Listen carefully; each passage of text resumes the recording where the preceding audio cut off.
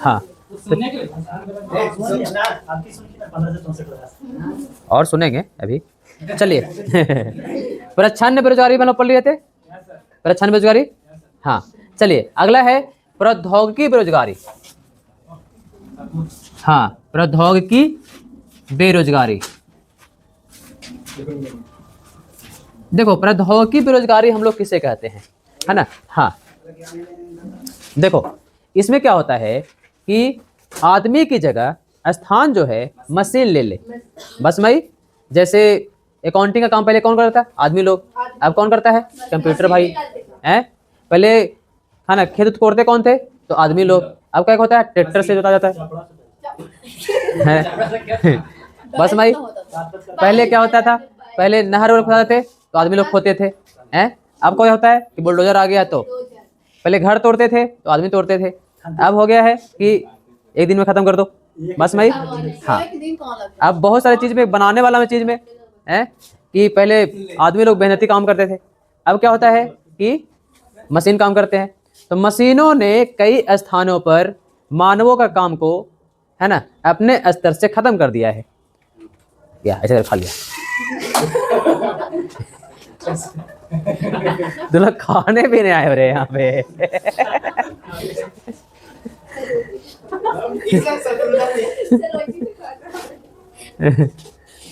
एक मेरा दोस्त अभी भी ऐसा खाता है।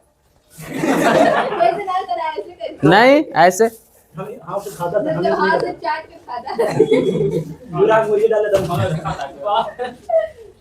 लिखो, इसमें कामगारों एवं श्रमिकों का स्थान कौन ले लिया है, मशीन। कामगारों एवं स्थान मशीन ने ले लिया। कामगारों, वो दो लड़की नई वाली आई थी, जो आई थी, आज क्लास आई है, एक को दिन नहीं आई है सर, शुरू दिन आई तो उसको क्या हो रहा है। अरे भाई, तो हम इसीलिए तो हम रीडिंग शुरू करवाए ना। आए वो पहले आई सर, पुनः 1 घंटा पड़ी फिर चल उनको गांव वाला बोलते हैं ना सर, प्लीज देखो। अच्छा, उसी गांव के चौराही के है वो। अच्छा चलिए ठीक है। तो एक दिन पढ़ने से थोड़ी होगा बेटा, बिना 2-4-5 दिन पढ़ने के बाद भी समझ में आता है। नए नए बच्चे हो तो आपको समय देना पड़ेगा।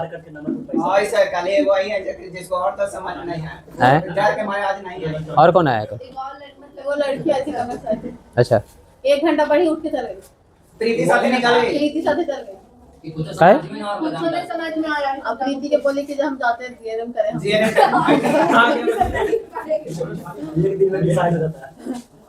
ये सब बेवकूफ़ी है, अभी नए नए हैं, हो सकता है, कोई बड़ी बात नहीं।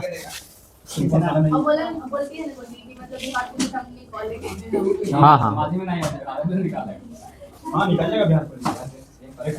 ये तुम्हारा भी दोस्त आई थी, ममता। नहीं सर, मैं मुताबिक कौन मिल लगे थे सलवाई। लिखो, आस्मिक बेरोजगारी। अरे पढ़ लेते पहले, आस्मिक बेरोजगारी। देखो, इसमें क्या होता है कि जब तक कच्चे माल रहते हैं तब तक काम मिलता रहता है, जब भी कच्चे माल खत्म हो जाते हैं तो काम भी खत्म हो जाता है। इसको आस्मिक बेरोजगारी कहते हैं। बस भाई, जैसे कोई ऐसा फैक्ट्री में काम कर रहे हैं जहाँ पर कच्चे माल हैं तो काम मिल रहा है, कच्चे माल खत्म तो काम मिलना बंद। तो ऐसे में क्या होता है कि कुछ समय तक आस्मिक बेरोजगारी क्या होता है, कुछ ही समय तक रहता है। कहने का मतलब कि ये नॉर्मल दिन तक, मतलब कच्चा माल कुछ दिन तक नहीं मिला, मान लो कि आम का सीजन है तो लगभग आम मिला, कुछ समय तक आम नहीं मिले, या फिर हाँ तो अचानक बेरोजगार हो गए।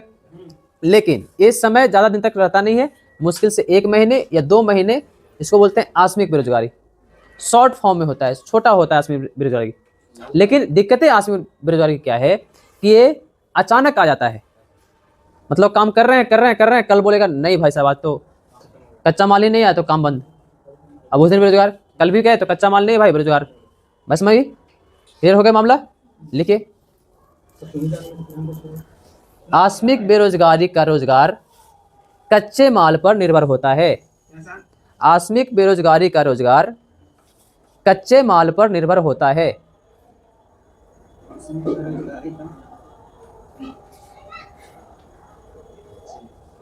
कच्चे माल पर निर्भर होता है।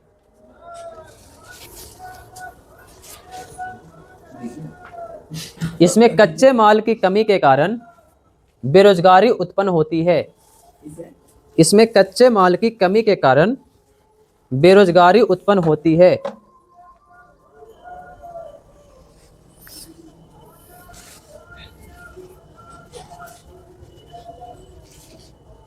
क्लियर हो गया? अगला है मौसमी बेरोजगारी। अंतिम है ये, मौसमी बेरोजगारी। हाँ, ये होता है जो काम मिलता है मौसम के अनुसार। जैसे गर्मी है तो बर्फ बेचेंगे। Ice cream, ice cream. हाँ हाँ हाँ, आइसक्रीम नहीं, आइसक्रीम। आइसक्रीम क्या होता है? आइसक्रीम बेचता है कि आइसक्रीम बेचता है? तो मौसम के अनुसार कार्य की प्राप्ति होती है, उसको बोलते हैं मौसमी बेरोजगारी। जैसे लगन आया तो मौरी बनेगा, डीजे बजेगा, लेकिन लगन खत्म डीजे बंद।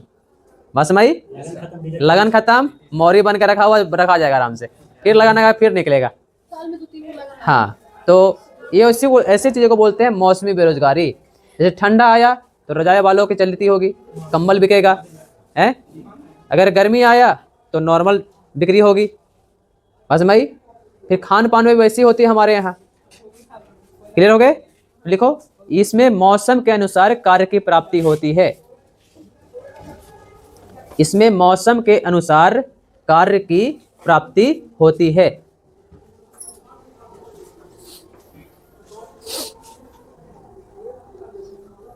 क्लियर? अब लिखेंगे हम लोग बेरोजगारी के परिणाम क्या क्या होते हैं।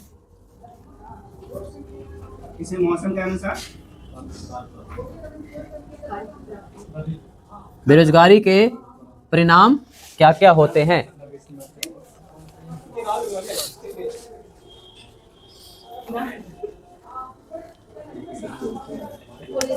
पहला कारण में आ जाएगा आर्थिक कारण। आर्थिक कारण क्या क्या है?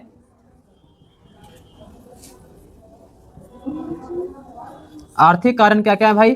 तो आर्थिक कारण में पहला कारण है तुम्हारा कि वस्तु और सेवा के उत्पादन में कमी होगी। लोग बेरोजगार होंगे, वस्तु और सेवा में कमी आ जाएगी। दूसरा कारण क्या होगा? बजट और पूंजी निर्माण में गिरावट आएगी। मतलब पहला जीडीपी में कमी है, पूंजी निर्माण में गिरावट। तीसरा है निम्न उत्पादन की समस्या। उत्पादन क्या हो जाएगी?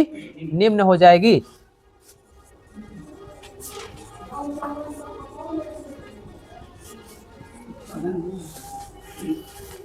आनंद ढाबा के क्या तोरे गाँव को लिखा है आ जाना हेरे में। अरे 27 तारीख पार्टी है मेरा। आनंद ढाबा। हाँ मीना बाजार के आगे। हाँ हाँ, वही में फैसिलिटी है बहुत अच्छा। अंदर में, मतलब अंदर में ना, ऊपर ही में ना। तो पार्टी में लेना है पार्टी ना। आज खाने आना हो रहा मैं। नॉलेज के लिए जाइएगा सर, बोला लीजिए। आर्थिक समृद्धि निम्न होगी। बहुत ज्यादा नहीं समझ। आर्थिक समृद्धि निम्न होगी। तो ये सब चीजें क्या होगी? निम्न होगी। हाँ, सामाजिक परिणाम क्या होंगे इसके? सामाजिक परिणाम होगा जीवन स्तर निम्न होंगे। दो कारण हैं। हाँ, जीवन स्तर निम्न होंगे। दूसरा कारण क्या होगा भाई साहब? तो दूसरा कारण है कि आय एवं संपत्ति का वितरण होगा। आय एवं संपत्ति का वितरण होगा। तीसरा कारण क्या है ना? तो सामाजिक अशांति आएगी जो अभी है, सामाजिक अशांति आएगी। चौथा कारण क्या है भाई? तो सामाजिक कुप्रथा एवं गैर कानूनी गतिविधि है ना, अधिक होगी। सामाजिक कुप्रथा एवं गैर कानूनी, अब नौकरी ना लगे तो कुछ करेगा, दारू बेचेगा। हाँ सर चालू कर दिए सर। जानते हैं सर, अगर हम देखा कि ये वाला बीकॉम ये वाला है एकदम भाई। तू भी बेटा बीकॉम के लिए अगला अंतिम में क्या होगा, तो नागरिक की मनोबल में कमी आएगी।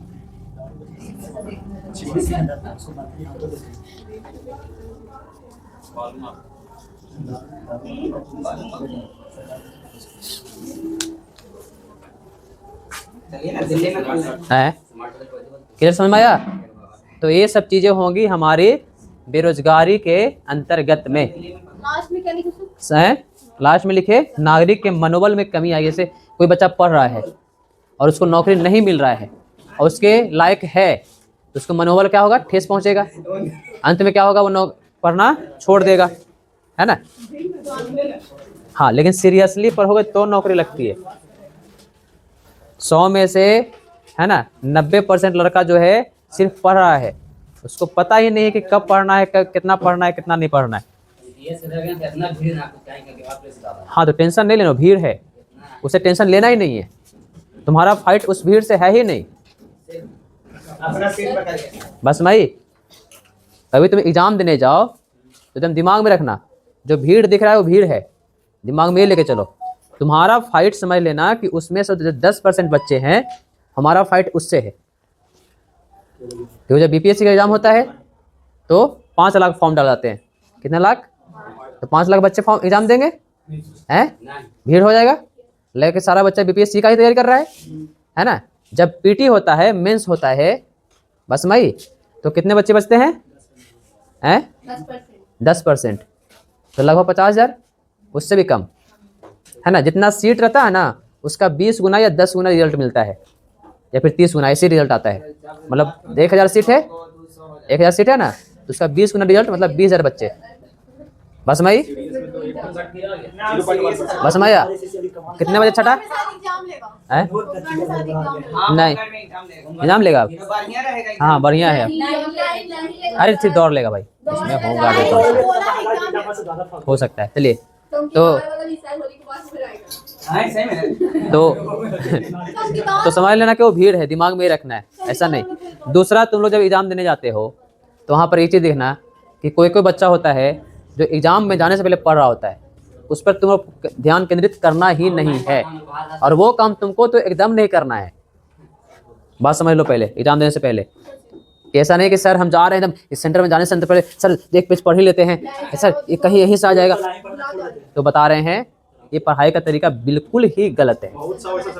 हाँ, बहुत सारे मिलेंगे जिसको लगेगा कि कोई स्टेशन पे पढ़ रहा है, कोई सेंटर पे आने के बाद भी 2 घंटा बच गया, सर निकाल ही लेते हैं। फिर यूट्यूब पे बहुत सारे लोग देख रहे हैं, सबसे गलत काम बता रहे हैं। एग्जाम देने से, सुनिए पहले, सुन लीजिए पहले, अरे सुन लो। एग्जाम देने के पहले आप लोग 1 दिन पहले एकदम माइंड को फ्री कर लीजिए। जो देखना है 1 दिन पहले देख लीजिए, 12 घंटा पहले। 12 घंटा बाद आपको कुछ देखना ही नहीं, स्मरण करने हैं। नहीं, फिल्म देखने के लिए बोले हैं, एकदम स्मरण कीजिए, जो भी याद है उसका स्मरण करते जाइए, ठीक है।